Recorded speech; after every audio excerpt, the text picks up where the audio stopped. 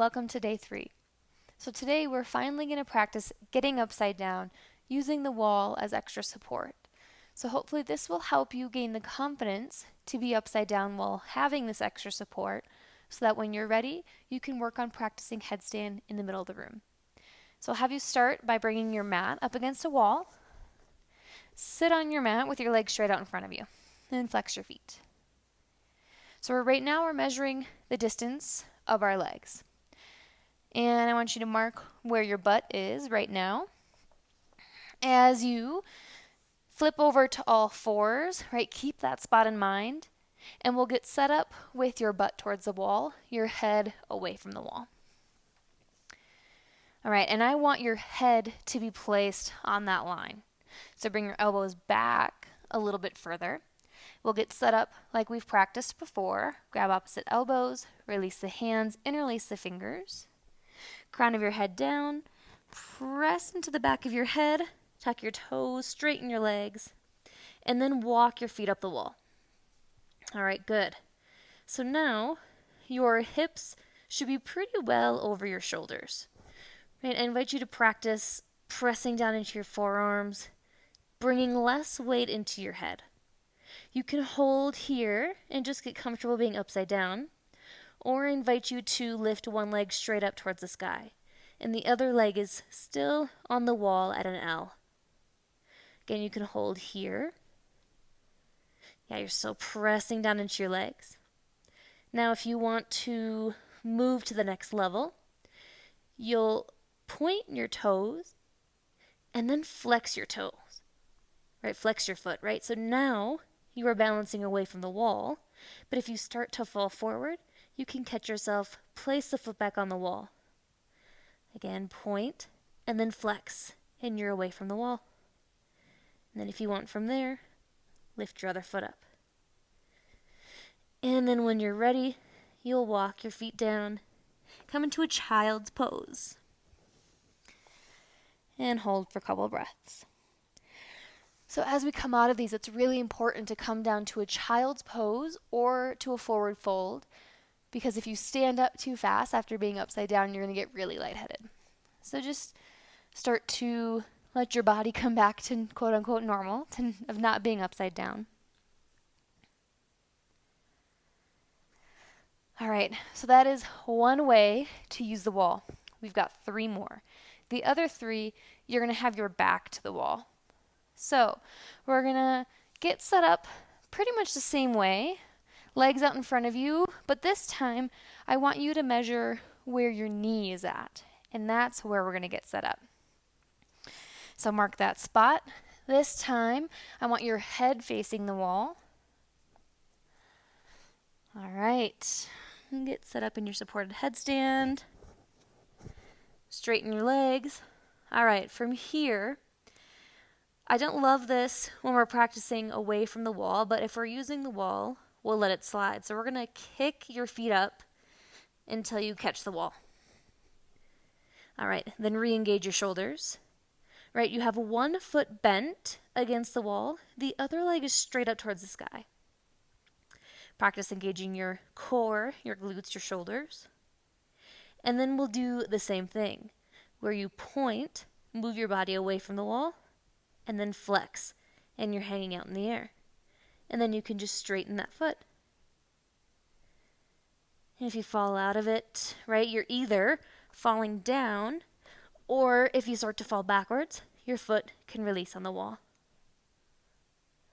So practice that a few times. See if you can catch some hang time, balancing upside down. When you're ready, let your feet drop down and come into a child's pose. And hold for a few deep breaths.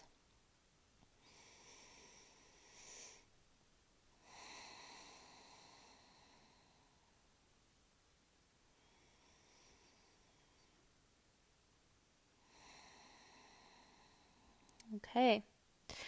Now this next one, I want you to get set up pretty much right up against the wall. All right, head down. Kick your legs up. All right, so now your legs are straight. See if you can keep your hips over your shoulders, right? So then your legs will be back behind your hips. Then bring one leg away, and then maybe the second leg away, right? Practice floating your feet away. And then maybe you hold, right? It's okay if you're wobbly, right? Because then you really only have to move a tiny bit away when your feet are back against the wall, right? When your legs are straight like this. But it's really important to hug your belly in so that you're not just dumping into your low back here. Yeah, and really use your core to pull your legs away. When you're ready, lower your feet down. Hold child's pose for 2 to 3 breaths.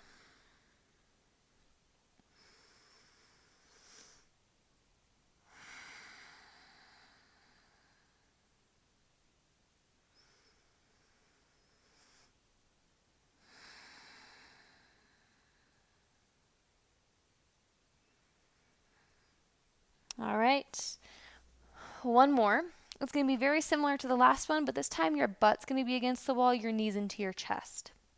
So I'll have you get set up only a couple inches away from the wall.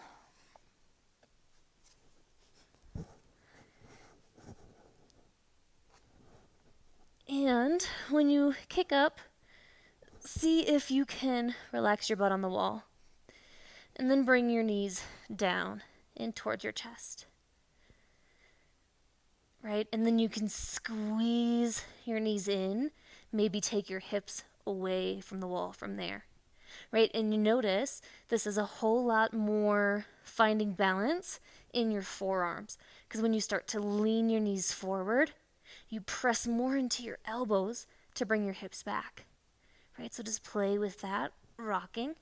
Maybe you catch balance and holding up. Maybe you start to lift your knees a little. Maybe you lift your legs all the way. And even if you do that, your feet hit the wall when you fall back, right? So lots of options here. When you're ready, lower your feet down. Take a couple deep breaths in child's pose.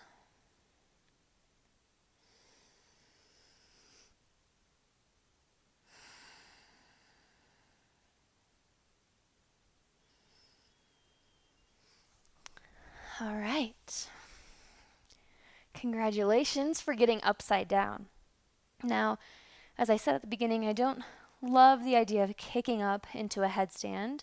So when you do that, just please be sure to be mindful of your head placement and placing more weight in your forearms than on the crown of your head.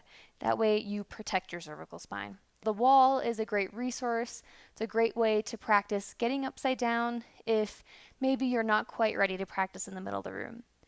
So I invite you to keep trying this until you feel comfortable being upside down, and in the next video, we will practice ways to get up without using a wall. See you tomorrow.